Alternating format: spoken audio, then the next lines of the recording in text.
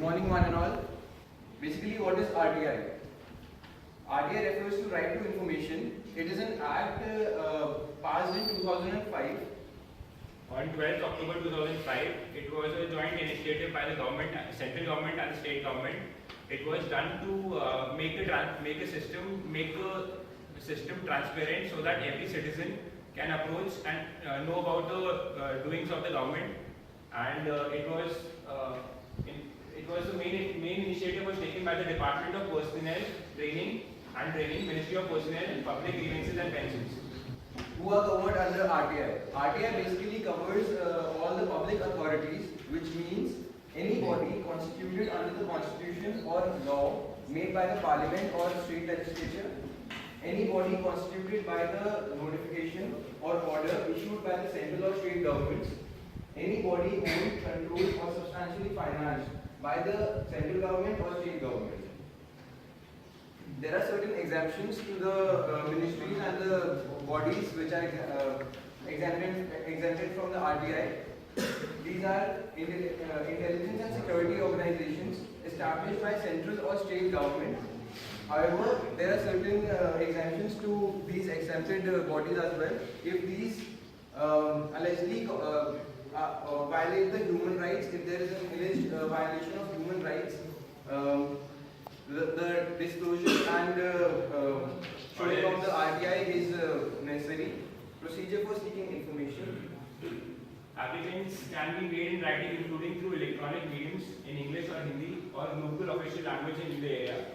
If the applicant is not able to write or is illiterate, then the PIO, that is Public Information Officer, will help him and provide assistance to the applicant. Reasons for seeking information need not be given for obvious reasons. The fees. The prescribed fees to be paid along with the application form. The people which are below poverty line need not pay any fees.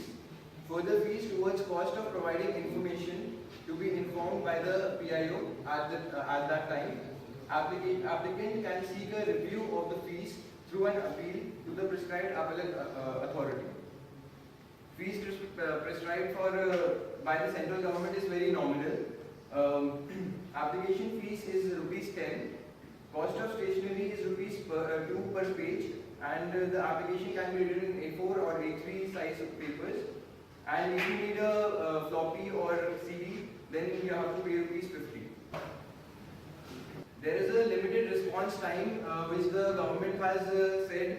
That is, if you file an RTI, there will be a prescribed time. It won't take years and all in order to gain information. 30 days from the date of application. If the date exceeds, then the PIO officer is fined around for 250 or to maximum will be 2,500. If there is a liberty of the person is involved, 48 hours is the maximum duration.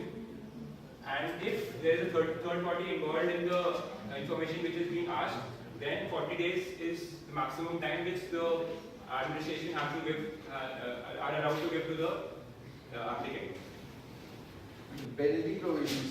PIO is liable to fine as said by Karthikeyan. RTI objectives. There are various objectives for the Right to Information Act: to secure access to information under the control of public authorities, To promote transparency and accountability in the working of every public authority, to increase citizens' awareness and ability to exercise their other rights, to equip them to participate meaningfully in the development progress. Thank you. Any questions? Yes. Many students face problem in 12th board examination. Like they feel whatever they have written in the paper and what the checking has been done is not appropriate. So, in the Right to Information Act, can the students of 12th standard get the checked board copies from the board? Because that is also their right to know how it has been evaluated. And so, should the board copies be given to each and every student after it has been checked? Yes, this topic was very controversial of late, and many applicants were asking the government to allow this act, but the government has refused to do that, and the answer is